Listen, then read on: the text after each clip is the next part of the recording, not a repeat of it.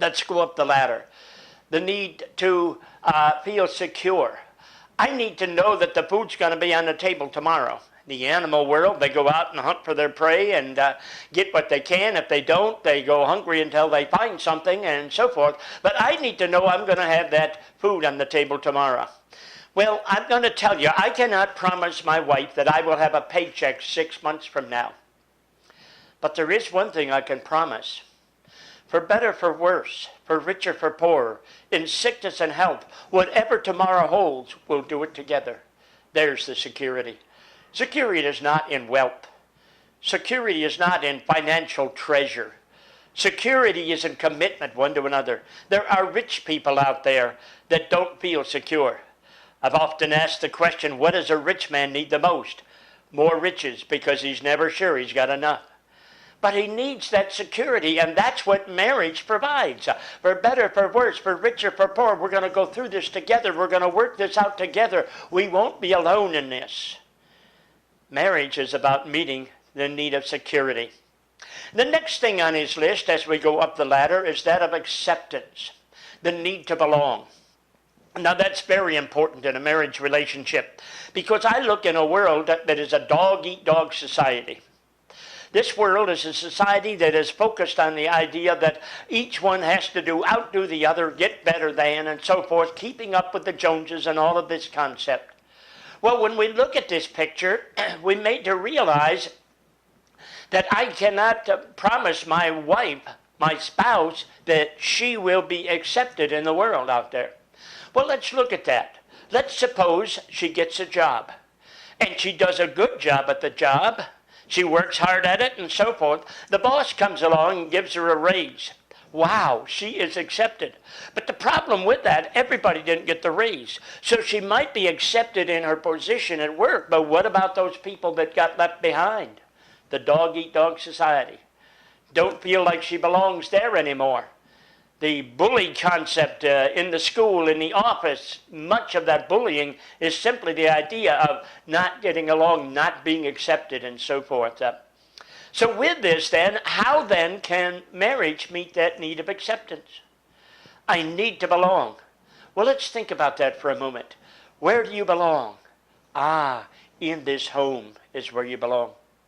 I love you for who you are. Not because you can do better than the other, but for who you are. I accept you for who you are. That's what it's about. Accepting our spouse for who we are. Living with the concept that we are one. We need each other and so forth. A lot of people, and one of our segments deals with the subject of conflict resolution. And a lot of people fear conflict in a marriage relationship. Can I suggest to you that conflict in a marriage relationship is a very good thing if it's handled in the right way? And I do recommend, if you're not familiar with that you tune into our segment on conflict resolution. But conflict resolution helps me convince my spouse that she is needed. I can't go through this conflict alone. I don't know how to deal with this myself. Your opinion is important to me. Your ideas are valuable to me. Okay, and when we start looking at these 7 basic needs, I can assure you that conflict will help you meet the 7 basic needs if we handle it properly. If we use it as a tool to communicate in a positive way. If each one of us gets a part to resolve the conflict together. It's so very important. But what we've got to do is communicate the message, I need you. And in so doing, I accept you for who you are. Your thoughts, your ideas. You are valuable to me. Let's go up the ladder another step. Self-esteem. Kind of interesting.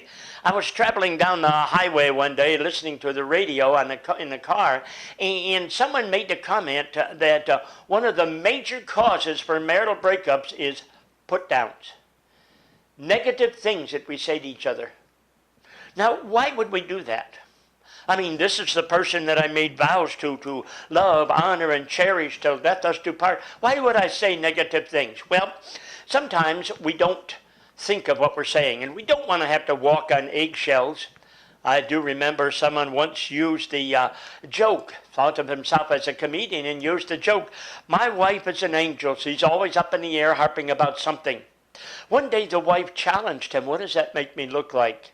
That joke had to go. You see, one of the things is communication. That's the biggest problem that I've ever heard come out of couples' mouths. That is how often it's come out, is a lack of communication. And that is one thing that we need to communicate to each other. The things that make us feel good, the things that make us feel bad. We need to share those with each other so that indeed in sharing them, each one of us will be on guard to say the positive things that builds our spouse up and to avoid the negative things that tears them down.